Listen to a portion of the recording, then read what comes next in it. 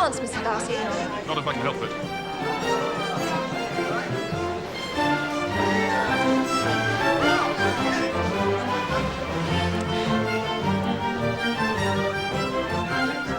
And that put paid to it. I wonder who first discovered the power of poetry in driving away love. I thought that poetry was the food of love. Of a fine, stout love, it may. But if it is only a vague inclination, I'm convinced one poor sonnet will kill it stone dead. So what do you recommend to encourage affection? Dancing. Even if one's partner is barely tolerable.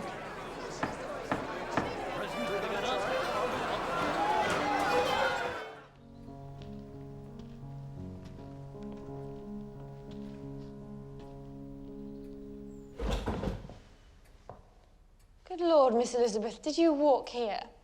I did.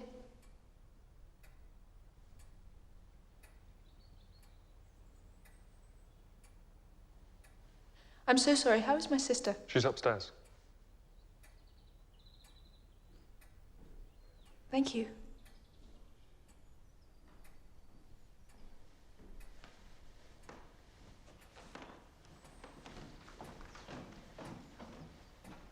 My goodness, did you see her hem? 6 inches deep in mud. She looked positively medieval.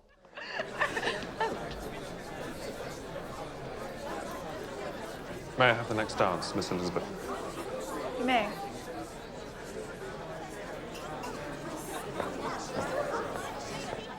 I love this dance. Indeed, most invigorating.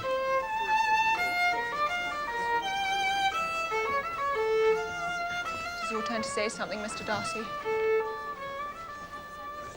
I talked about the dance. Now you ought to remark on the size of the room or the number of couples.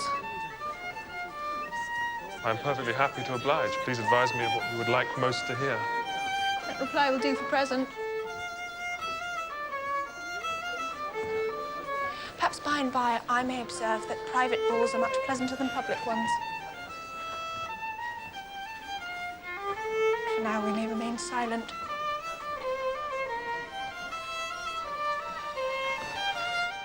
What was my friend like in Hertfordshire? You really care to know? Prepare yourself for something very dreadful. The first time I saw him at the assembly, he danced with nobody at all, even though gentlemen were scarce and there was more than one young lady sitting down without a partner. I knew nobody beyond my own party. Oh, and nobody can be introduced in a ballroom. Fitzwilliam, I need you.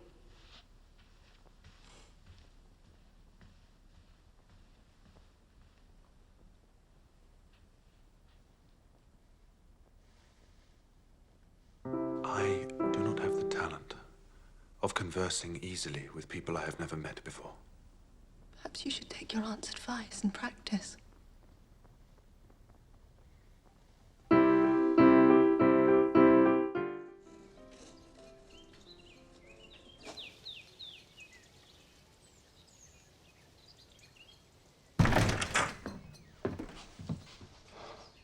Mr. Darcy.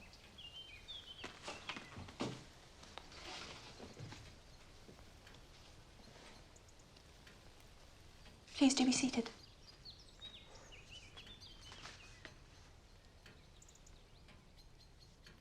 I'm afraid Mr. and Mrs. Collins have gone on business to the village.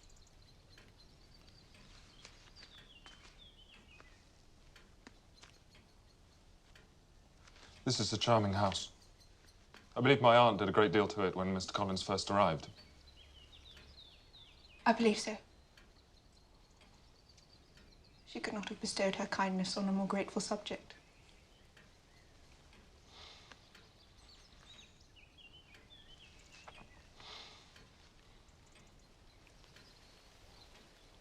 Shall I call for some tea? No, thank you.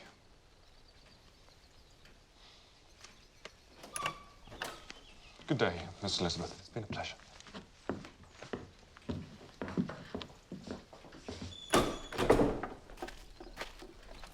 What on earth have you done to poor Mr. Darcy?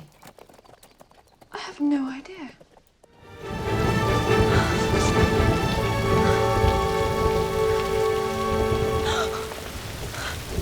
Miss Elizabeth, I have struggled in vain and I can bear it no longer. These past months have been a torment. I came to Rosings with the single object of seeing you. I had to see you. I have fought against my better judgment, my family's expectation, the inferiority of your birth, my rank and circumstance, all these things, and I'm willing to put them aside and ask you to end my agony. I don't understand. I love you.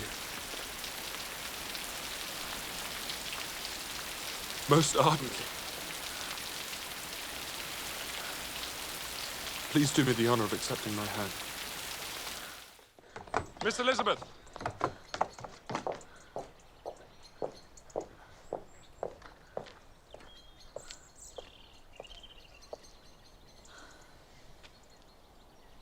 I thought you were in London. No. No, I'm not. No. No, I We came would not back have come a day had we early, known you some were business with my steward. here.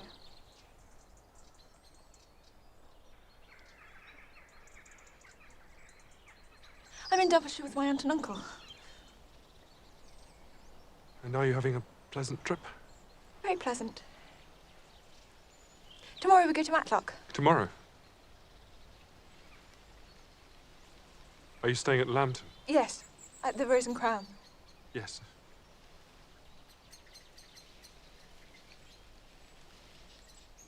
I'm so sorry to intrude. They said that the house was open for visitors. I had no idea. May I see you back to the village? No. I'm very fond of walking. Yes. Yes, I know.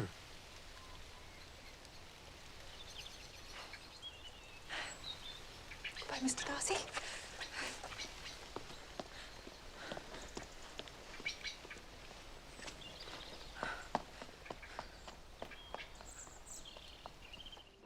Miss Elizabeth!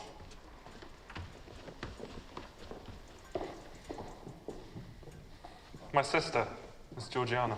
My brother has told me so much about you. I feel as if we are friends already. Oh, thank you. What a beautiful pianoforte. My brother gave it to me. He shouldn't have. Yes, I should. Oh, very well then. Easily persuaded, is she not? Your unfortunate brother once had to put up with my playing for a whole evening. But he says you play so well. Then he has perjured himself most profoundly. No, I said played quite well. Oh, quite well is not very well. I'm satisfied.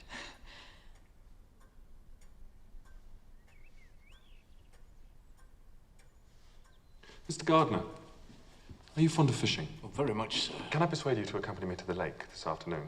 It's very well stocked and its occupants left in peace for far too long. I would be delighted. Do you play duets, Miss Elizabeth? Only when forced.